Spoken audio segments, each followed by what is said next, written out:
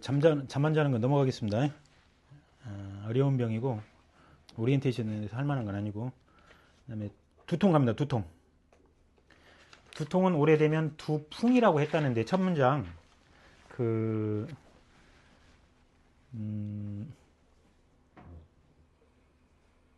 여기 말고 다른 데 보면 후두신경통, 그러니까 감각 이상, 비증에 해당되는 증상들을 두풍이라고 명명하기로 함, 이런 말들이 많이 나와요. 그래서 오래된 두통을 두풍이라고 할 수도 있겠지만, 그러니까 외감이 아니다 그렇게 생각할 수도 있겠지만, 증상이 두풍이 따로 어디 가서 아이고 머리가 찌릿찌릿한 거 어디 가 따로 찾으려고 하지 말고 두풍이 포함하고 있구나 이렇게 생각하면 된다고. 신경 포착이니까 같이 풀어지면 낫는 거니까.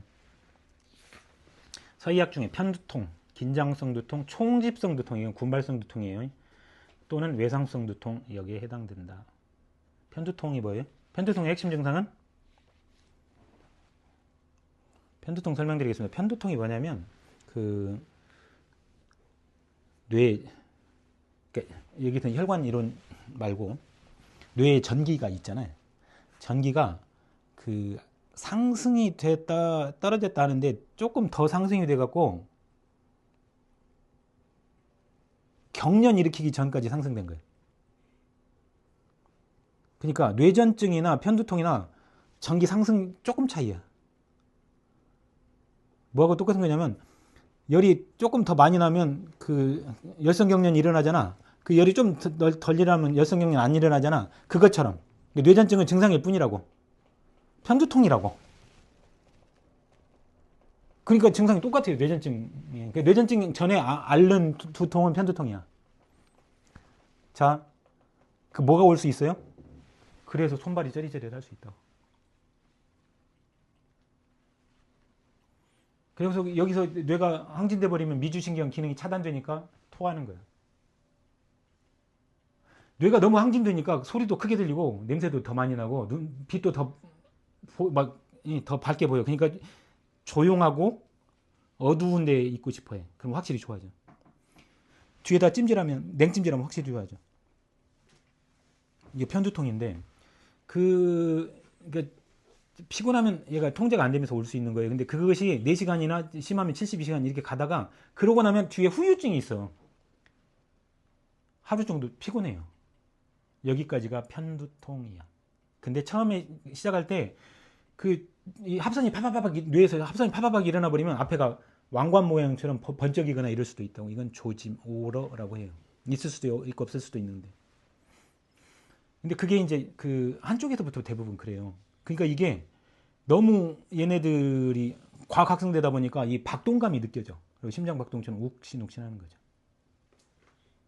그러다가 사실은 본색이 드러나는 거예요. 한두 시간 지나면 머리 전체가 아파요. 그러다 보니까 사람이 약간 붕 떠 있는 것 같아. 라고 지금까지 설명한 용어가 동의보감 반화백출 천마탕 설명이 되어 있어요. 담궐두통. 그죠? 담이고 궐이지. 궐은 아까 금방 신경 이상 증상들이고, 머리 앞에가 흐리고 이런 게 궐이고, 담은 미식거리고 토하는 거죠. 그래서 동의보감 반화백출 천마탕의 편두통은 100% 일치합니다. 거기에 보면 눈앞이 캄캄해지긴다 이런 것까지 다 남아 있어요. 그러면 반화백출 천마탕만 갖고 되냐는, 여기로 보면 좀 이따 설명할게요. 그게 편두통이에요. 긴장성 두통은 모상 건막이라고 하는 이 머리 껍데기 근육통이야. 여기서까지가 짠짠한 근육이야. 그러니까 뒷머리 앞에다가 눈까지 오는 거예요. 군발성 두통은 대부분 자다 깨서 일어나는데 막 눈물 콧물 절절 흘리는, 막 한 15분 30분 아프다가 그냥 또 자고 이러는. 그러니까 근데 한의학에서는 미릉골통이라고 했어요. 100% 일치합니다. 미릉골통하고. 여기가 아파요. 군발성 두통은. 긴장성 두통은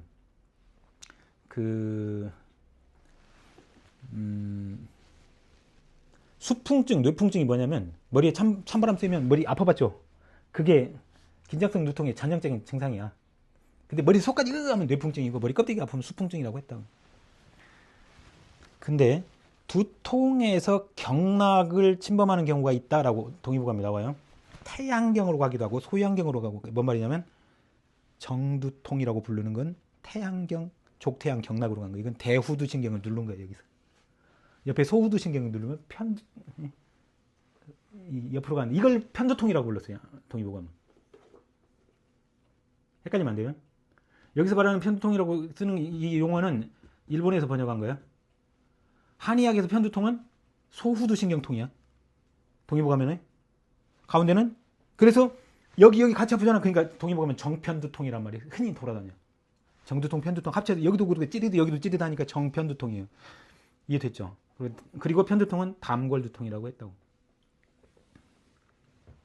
근데 그 경락 나누는 건 그 상한론 때부터 있었다. 태양양명, 소양 이런 거 있었다. 태양두통 이런 거 있었다. 임경력도 있다.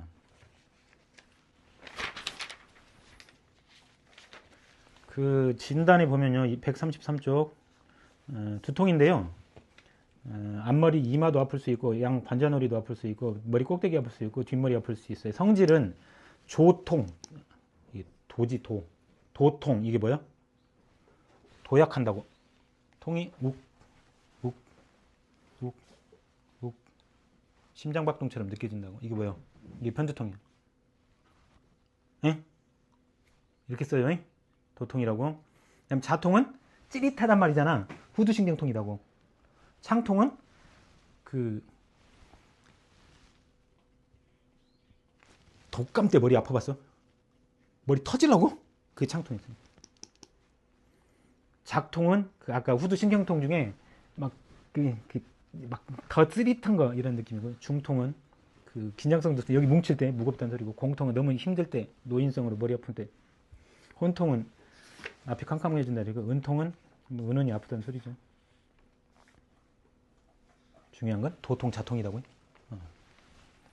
이거 편두통에 반짝이는 거 어떻게 찾아요? 이런 거 아는 게 아니라고요. 근데 두통이 비교적 심하면 오심, 구토, 외광, 외성, 빛도 소리도 싫어한데, 토하고 번조, 어쩔지 몰라 한데, 이게 편두통이라고요. 양방 편두통이라고요. 근데 우리로는 담골두통이었다고요. 근데 돌연 발작하고 그렇게 되기도 한다고. 감별 진단 보면 진두통이 있습니다. 진두통 어마어마하게 아프고요. 점점 심해집니다. 손발이 무릎까지, 팔꿈치까지 차가워지고요. 토하는데 어마어마하게 토해요. 구토, 여분. 이렇게 토하는 거, 이렇게. 뭐야? 어? 뭔 사건이냐고. 이러다 오렌지색 코피 나오면. 오, 그런 종류. 교통사고로 이게 출혈이 막 터져버리니까 이쪽으로 뇌액이 나오는 거예요. 뇌척수액이. 그 오렌지색 코피요. 뇌압이 너무 올라가면 이렇게 토한다고. 뇌출혈이죠, 지금 이거. 그리고 좀 이따 죽는다잖아. 어디 출혈? 경막 아니라고. 지주막과 출혈이라고.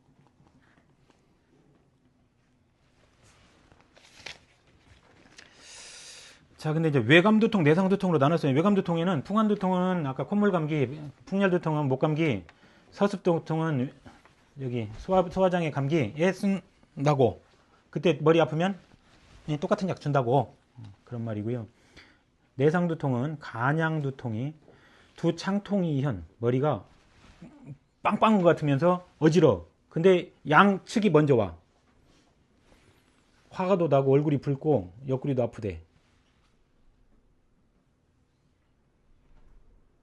그러니까 편두통 중에 토하지 않는 형이 이거예요. 그래서 아까 말했죠. 뇌 전기 상승이라고. 뭔 약 줘야 되겠어? 편간식품약 줘야 될 거냐? 그래서 천마구둥음을 1950년대부터 쓰기 시작하면서 한의학에서 반화백출 천마탕이나 썼던 수준 낮은 편두통 치료법에서 확 편한 거야. 동의보감 못 편한 게 이겁니다. 근데 여기다가 토하는 건 우리식이 아니잖아.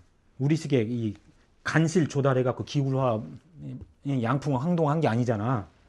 아니 양항풍동한 게 아니잖아. 그러니까 여기다 토하는 걸 안 써놨을 뿐이라고. 이게 편두통 유형 중에 이렇게 아픈 놈은 이거 쓰라 이거지. 근데 입이 쓰다 뭐 이 정도 갖고도 통과. 하여간 나 같으면 여기다 토한다고도 쓰고 천막 구동맥에다가 반해배추 천마탕을 플러스 알파 적절히 하시오라고 쓸 거라고.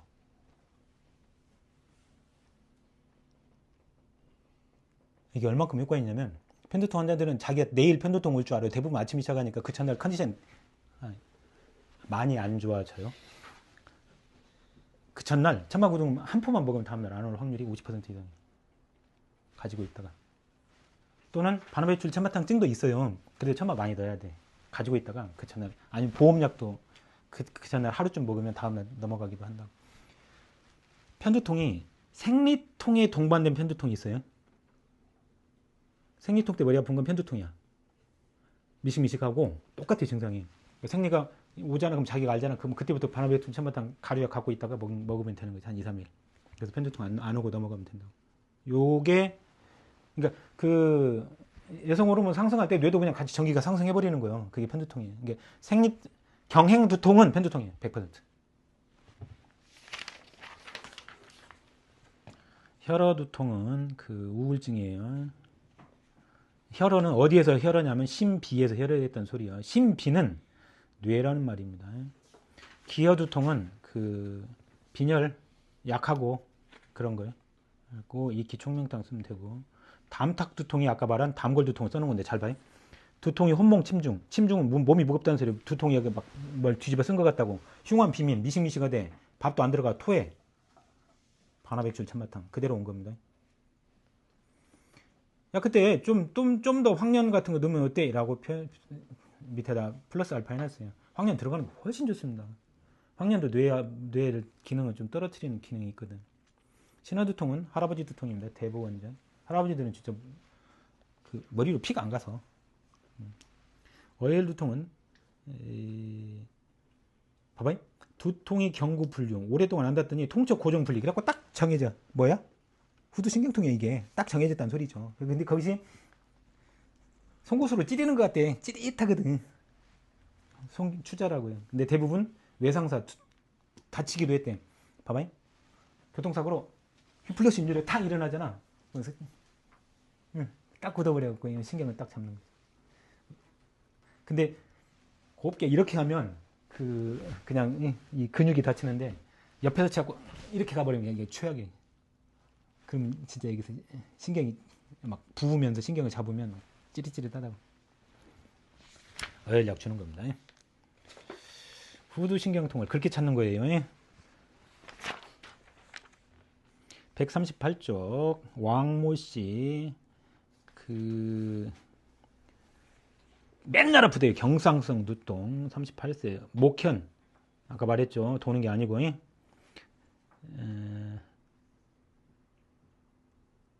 어질어질 아니 그래 어질어질도 포함해요. 약간 멀미 같은 것도 포함해. 근데 멀미가 뱅뱅 도는 놈 말고 하여간 전정이 개입 안 된 거. 그 다음에 가슴 답동 신번 마음이 안 편한 것이 몇 년 됐어. 오래됐어. 성정은 성격이라는 말이에요. 사상학에 성정이란 말이 나오는데 더 구분해서 얘기하면 성은 원래 성격이고 정은 먼 일을 넘들라고 얘기할 때, 먼 일에 당할 일을 할 때, 접촉할 때 정이에요. 그런 식으로 나눠. 근데 급조 초조한데 조바심낸데 기억력 많이 떨어져 있고요. 근데 아직 심납 향가 상가 먹는 걸 그래도 잘 먹는데 지금 진단은 간담화왕 아까 조바심 내서 생겼단 말이에요. 불안 때문에. 거기다가 감기 기운 좀 있고만 이렇게 판단해갖고 했더니 상엽 감국 이런 거 주고 백강잠, 천궁, 고본, 치자, 용담 들어갔죠. 용담, 결명자 이렇게 줘갖고 3일 주고 3일 먹었더니 나섰어. 근데 어지럽대. 목현 두훈 이렇게 짬뽕을 쓰면 안 됩니다. 그럼 이 사람은 지금 두훈이었다는 소리야. 여하튼 그렇게 해갖고 여기다 대고는 이제 통증이 잡혔는데 상엽을 뺐고만 그러니까 감기 기운이 좀 좋아졌다고 생각해서 두통 쪽으로 이렇게 간 거죠. 그래갖고 연복 이료후라는 말은 뭐냐면 한제 두제는 하루분 이틀분 끓인 약이고, 이건 조만 각 일환 줬잖아. 아침 저녁으로 한 알씩 줬잖아요. 그러니까 요만큼 가지고 환을 만들었지. 그럼 메달이 나올 거야. 그러면 메달이 나오건 간에 이건 일류야, 일류. 재료가. 이게 2번 만들었다고. 이놈 먹었더니 나섰더라. 상당히 오래 먹은 겁니다.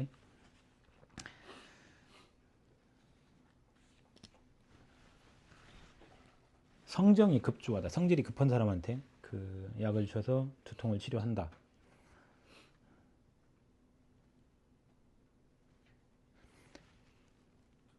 컨설턴팅이라고 하는 건 카운셀링하고 달라요. 해법을 주는 거야. 카운셀링은 군화야. 앉으면 그 아내가 남편 욕을 엄청 해요. 근데 들어보면 내용이 없어. 그 남편이 돈 너무 많이 남이 많이 벌어와서 문제야. 그러면 그때 콱 눌러도 된다고. 그게 카운셀링은 안 돼요. 카운셀링은 당신 힘들군요. 남편 때문에 힘들고 이게 그렇게 따라가는 게 상담이야. 근데 컨설턴팅은 당신 그렇게 하다가 고혈압 와. 지금 그거 그냥 마음 내려놔도 돼. 그 불안의 정상 범위를 너무 좁게 잡고 살아서 그래. 불안의 정상 범위를 좀 넓혀봐. 남들 다 그렇게 하고 다 살아.